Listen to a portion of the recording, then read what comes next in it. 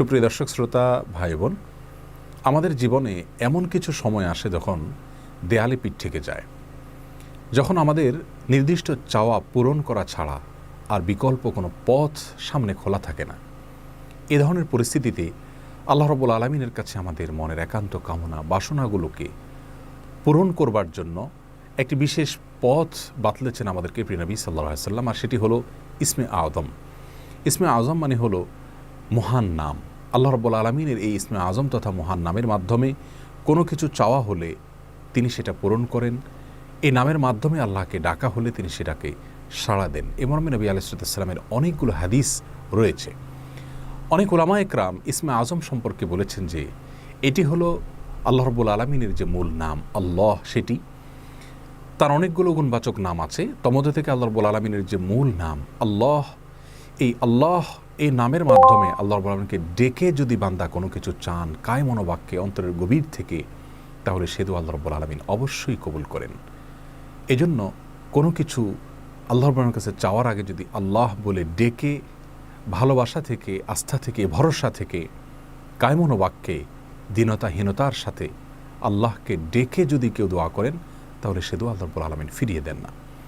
ইসমে আযম সম্পর্কে আরও নির্দিষ্ট করে আমরা নবী আলাইহিস সালামের যে হাদিসটি দেখতে পাই, সেটি তিরমিজিতে বর্ণিত হয়েছে, আরও বিভিন্ন হাদিসের কিতাবে বর্ণিত হয়েছে। সে হাদিস সম্পর্কে বিশ্ববিখ্যাত হাদিসবিদ হাফিজ ইবনে হাজার আল আসকালানী রাহিমাহুল্লাহ ফাতহুল বারীতে লিখেছেন যে ইসমে আযম সম্পর্কে সবচেয়ে বিশুদ্ধতম হাদিস হলো এটি। আর সেটি হলো এই যে বুরায়দা রাদিয়াল্লাহু আনহু বর্ণনা করেছেন, এক ব্যক্তি নামাজের মধ্যে একবার কিছু বাক্য বলে উঠলেন। নবী সাল্লাল্লাহু আলাইহি সাল্লাম তার কথাগুলো শুনলেন। তিনি বলে উঠলেন, আল্লাহুম্মা ইন্নী আসআলুকা বিআন্নী আশহাদু আন্নাকা আনতাল্লাহ লা ইলাহা ইল্লা আনত আল আহাদুস সামাদ আল্লাযী লাম ইয়ালিদ ওয়া লাম ইউলাদ ওয়া লাম ইয়াকুল লাহু কুফুয়ান আহাদ।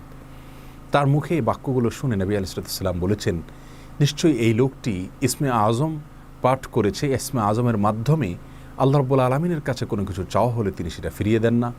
এর মাধ্যমে আল্লাহকে ডাকলে তিনি অবশ্যই তাতে সাড়া দেন। এই হাদিসের ভিত্তিতে অনেক মুহাদ্দিসিন ইকরাম বলেছেন এটি হলো সেই দোয়া যেটাকে ইসমে আযম বলা হয়, যার মাধ্যমে এটি পাঠ করার পর আল্লাহর কাছে কোনো কিছু পেশ করলে সেটাকে অবশ্যই আল্লাহ তাআলা পূরণ করেন। মনের যে কোনো ভালো আশা আল্লাহ তাআলা পূরণ করে থাকেন।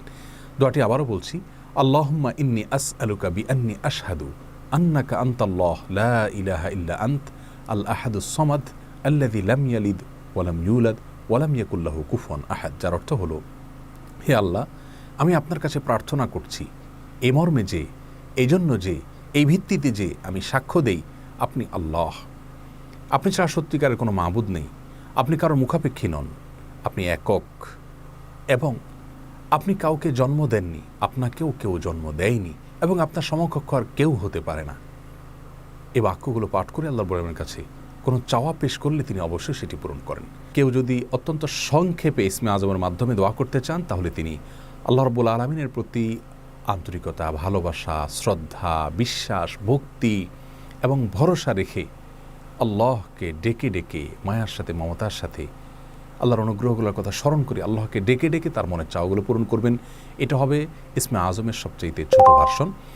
আর যদি কারোর হাতে সময় থাকে, তাহলে তিনি ইসমে আযমের যে দোয়াটি আমরা কথা বলেছি, আল্লাহুম্মা ইন্নী আসআলুকা বিআন্নী আশহাদু আন্নাকা আনতাল্লাহ লা ইলাহা ইল্লা আনত আল আহাদুস সামাদ আল্লাযী লাম ইয়ালিদ ওয়া লাম ইউলাদ ওয়া লাম ইয়াকুল লাহু কুফুয়ান আহাদ। এই দোয়াটা তিনি পাঠ করবেন, করে আল্লাহর কাছে তার চাওয়া পেশ করবেন। জীবনের কঠিন মুহূর্তগুলোতে বিশেষ করে এই ইসমে আযম পাঠ করে আল্লাহর রাব্বুল কাছে দোয়া করব, সেটা অবশ্যই আল্লাহ তাআলা কবুল করবেন যদি দোয়ার মৌলিক শর্তগুলো আমরা পূরণ করে থাকি। হালাল বক্ষণ করা, কায় মনোবাক্যে দোয়া করা এবং দোয়ার ক্ষেত্রে আন্তরিকতা এবং ঐকান্তিকতা থাকা, এই বিষয়গুলোকে যদি খেয়াল করে আমরা দোয়া করি, ইনশাআল্লাহ বিইذনিল্লাহ আল্লাহ তাআলা আমাদের সে দোয়া পূরণ করবেন। কোনো কারণে সে দোয়া যদি পূরণ হতে আমরা না দেখি, তাহলে সন্দেহাতীতভাবে আমাদের বিশ্বাস রাখতে হবে এটা পূরণ এই মুহূর্তে না হওয়ার মাঝে আমাদের জন্য কল্যাণ নিহিত আছে। আল্লাহ তাআলা এর বিনিময়ে আমাদেরকে আখিরাতে দিবেন। এছাড়াও দোয়া ইউনুসের মাধ্যমে লা ইলাহা ইল্লা আনতা সুবহানাকা ইন্নী কুনতু মিনাজ জালিমিন, এটা পাঠ করেও যদি কেউ দোয়া করেন, তার মাধ্যমে আল্লাহর বর্ণনা দোয়া কবুল করেন। এবং হাদিস বর্ণিত হয়েছে, আল্লাহ তাআলা আমাদের সবাইকে ইসমে আযমের মাধ্যমে আল্লাহর কাছে জীবনের কঠিন মুহূর্তগুলোতে দোয়া পেশ করার তৌফিক দান করুন। আসসালামু আলাইকুম ওয়া রাহমাতুল্লাহি ওয়া বারাকাতুহু।